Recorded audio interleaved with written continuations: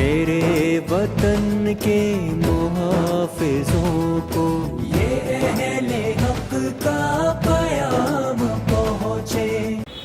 जी अस्सलाम वालेकुम। वालेकुम अस्सलाम रहमतुल्लाहि व बरकातुहू। मोहतरम, आप जो है वो अपना नाम बताएं और आप कहाँ पर इमामत कर रहे हैं, आप मौज़िन हैं, क्या है, किस ओहदे पर हैं वो बताएं। और आपने जो है वो ग्रेजुएशन के लिए एग्ज़ाम दिया था, उसमें क्या मामलात हैं आपके, आप आगे तालीम हासिल करना चाह रहे हैं, क्या बनना चाह रहे हैं ज़िंदगी में, तो थोड़ा सा अपने तालीमी सफ़र के बारे में और अपने मकासद के बारे में बताएं। जी माशाअल्लाह, अभी एहतसाब के ज़रिए से जो है हमने ग्रेजुएशन मुकम्मल किया है। जी, जैसा कि हम लोग को इसके बारे में मालूमात नहीं थी, तो समाजवादी पार्टी की ऑफ़िस की तरफ से एक मैसेज आया था कि जो उलमाए किराम प्रीपेटी एग्ज़ाम दे करके ग्रेजुएशन करना चाहते हैं वो कर सकते हैं।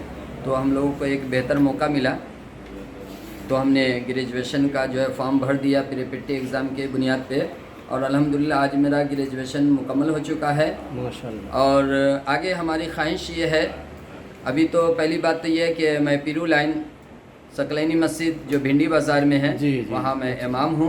माशाअल्लाह। और अल्हम्दुलिल्लाह वहाँ के इंतज़ामिया ने भी हमारा काफ़ी ताउन किया जी। और ख़ास तौर से हम शुक्रगुज़ार हैं एमएलए रईस शेख साहब और हमारे मुजीब सर और इनकी पूरी टीम, जिन्होंने हर लम्हा हर मोड़ पे हम लोगों की रहनुमाई की और आगे बढ़ाने के लिए हम लोग को कोशिश किया। जी। तो असल मुबारकबाद के लायक ये हमारी टीम है, एहतसाब के लोग और समाजवादी पार्टी के एमएलए रईस शेख साहब जी। और अभी आगे का हमारा मकसद ये है कि अभी जो हमने ग्रेजुएशन कर लिया है, तो हम चूँकि यहाँ की रियासती ज़बान मराठी है, तो अभी हम मराठी सीखने की कोशिश कर रहे हैं जी। और इंग्लिश भी सीखने की कोशिश कर रहे हैं। और अभी हमने गुजारिश किया यूसुफ सर से कि जो है हम लोग के इंग्लिश सीखने के लिए आप कुछ एहतमाम करें। तो मतलब नीतीश राणे को हम जवाब दे सकते हैं कि भाई हमारे दाढ़ी टोपी वाले जो है वो मराठी सीख रहे हैं। हाँ अल्हम्दुलिल्लाह, बिला वजह का भरम न फैलाएं। अल्हम्दुलिल्लाह हमारी ज़बान है और सारी ज़बानें हमारी हैं जी, हमें ज़बान सीखने में कोई बैर नहीं है। और अभी हम मराठी सीख रहे हैं और अल्हम्दुलिल्लाह हम थोड़ा बहुत बोलते भी हैं। अच्छा जी। और आगे चूँकि हमको LLB करना है हमारे समाज के लिए और भारत में किस तरह से तरक्की हो, हमारे समाज का तरक्की हो, हमारा भारत किस तरह डेवलप हो, तो इसके लिए हम भारत के कानून को जानने के लिए हमारी कोशिश है कि हम LLB करें। बहुत बहुत शुक्रिया। मुश्किल होता है उर्दू, लेकिन बिहार में बिहार और यूपी में जो है मदरसे भी बोर्ड है और स्कूल भी बोर्ड है, उर्दू का आता है, तो वहाँ तो अक्सर मिल सकता है। बिल्कुल मदरसा बोर्ड की वैल्यू है बिहार में। नहीं, अगर आप लोग बीएड यहाँ पे करने के बाद आप लोग बिहार जाइए ना, वहाँ पे काफ़ी अच्छी अपॉर्चुनिटी है उर्दू वालों को, इसलिए हम इसी वजह से कोशिश करने की। तो अगले साल कर लीजिए ना, जो लोग को टीचिंग का शौक है वो बीएड जरूर करें।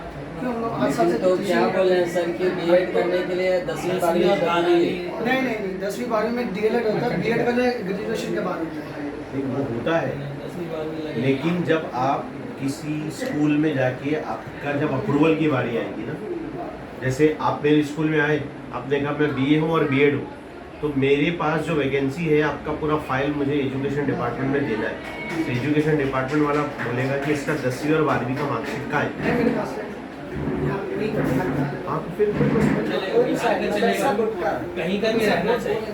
मदरसा बोर्ड का है तो चलेगा, मदरसा बोर्ड बिहार में चल जाएगा, मुंबई में नहीं चलेगा। नहीं, मदरसा बोर्ड मेरे एक साथी ने मदरसा बोर्ड का उसके पास सर्टिफिकेट था, तो उसके बेस पे चल जाता, उसके बेस पे MA में मुंबई यूनिवर्सिटी में MA में एडमिशन हुआ।